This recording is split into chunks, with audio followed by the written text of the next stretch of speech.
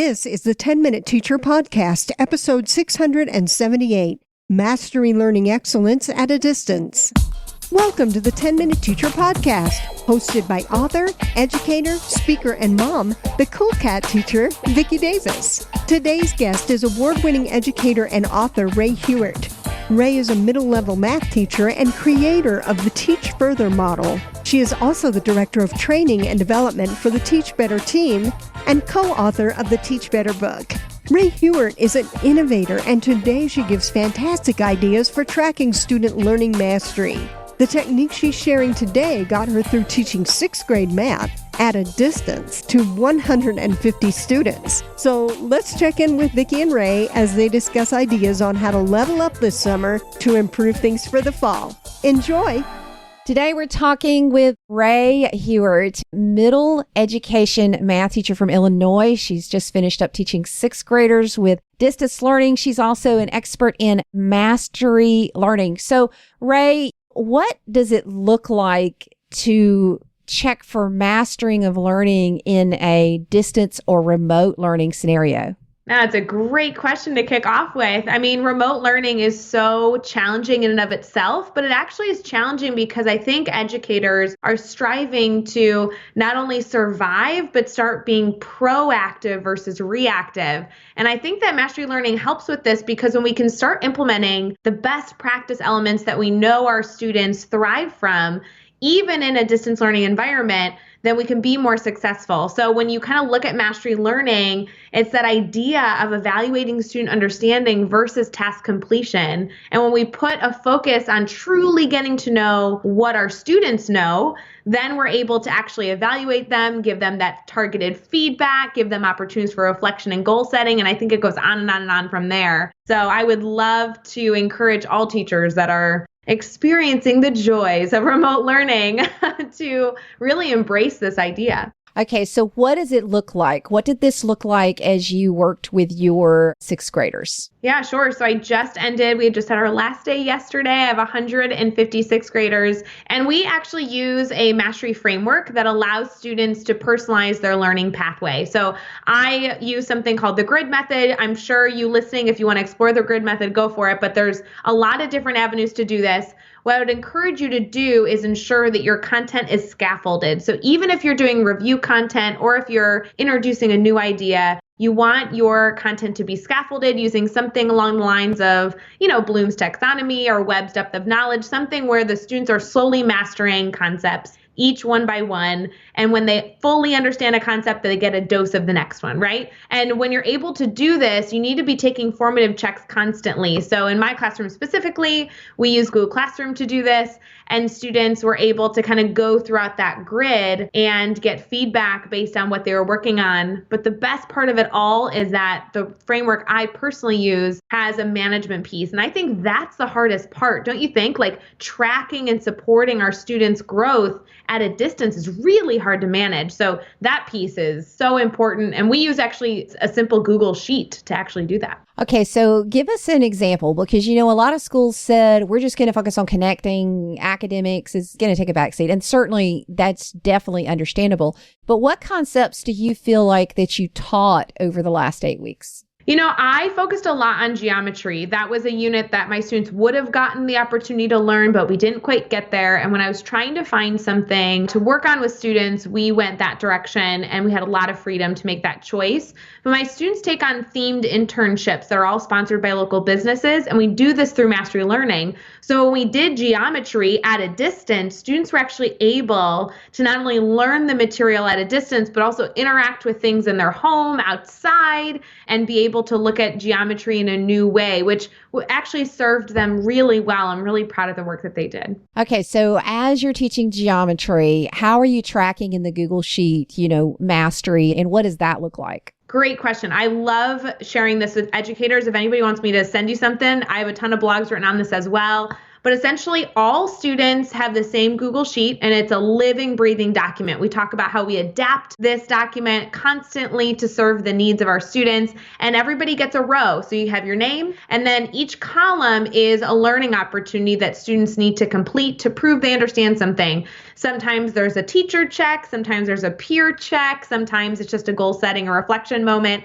But students track using colors by filling in the cells on where they're at. So colors like green mean that the students have completely mastered that idea.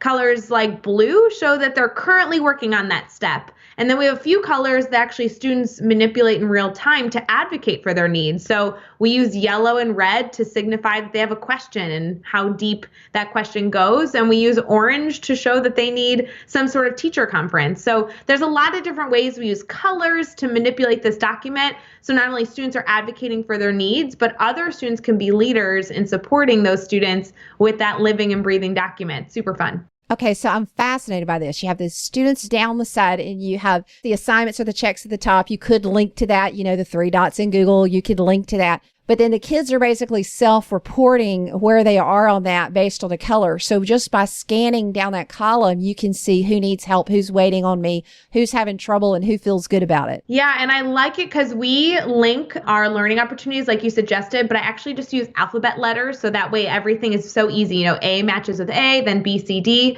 And what I really love is that not only are students self-reporting, of course, as the teacher, I have a few checkpoints I know, every student that gets to B has something that I'm going to do some sort of conference on. So I really enjoy that. But I love that the students can advocate and celebrate when they level up. And it's really great for them to use that to group themselves when they're working on something. So they don't need to come to me for every question. If they're working on learning opportunity C, they can actually look in that document and say, okay, who else is working on this? And who else can I seek answers from? It's a great opportunity to collaborate. I love this because I let students sort of have a personalized path through the learning. But if they can see and I can see, what's happening, I also like because they're kind of marking the beginning of a task. And that's not something that's very transparent in Google. It's just not. We kind of get it when they mark it done. We don't know if they're working on it. So, wow, that's fascinating. So what places can you go to take a look at how you recommend we get started? Oh, sure. Gosh, there's so many different resources at teachbetter.com. Personally, I got this idea from the grid method, which I mentioned before, that mastery framework. This is a part of the management that we see teachers using all the time. I just so happen to have chosen Google Sheets to use. When we're not in a distance learning classroom, we have teachers that are using a very similar system, using magnets on a whiteboard or cups using colors, whatever it is. But there's a ton of stuff there, lots of blogs, and our YouTube channel has some explanations as well. But I always start at teachbetter.com. That's a good place to kind of begin your journey. So as teachers are preparing this summer for who knows what the fall will be, what are some things that teachers who have been teaching at a distance that you think, besides, the grid method, I love this. This is definitely something I'm going to be investigating, but that you think teachers need to dig into and get better at this summer so we'll be prepared to really help our kids in the fall even more? Yeah, I think the saving grace, and I haven't gotten to speak to it a lot, although I have gotten to work with a few teachers on this concept, is really giving students a purposeful tool to goal set and reflect. You can only track students' mastery and you can only give students targeted feedback if you truly understand what they're doing and what they're struggling with. And it's so much easier in the classroom. We can pop over and, kneel down and have those conversations and just, it breathes life into the classroom. But when we're at a distance, we're missing those small talk opportunities. We're missing that glance across the room where you can see that a student's face is smushed and they have questions.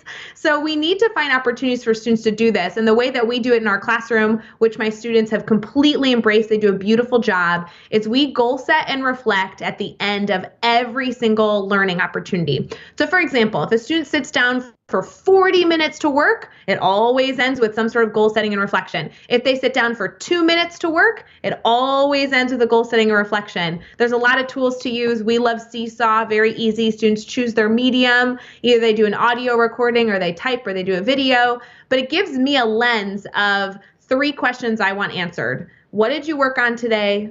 How well did you understand it? And what is your goal for the next work session? So the next work session could be a day from now. It could be a week from now.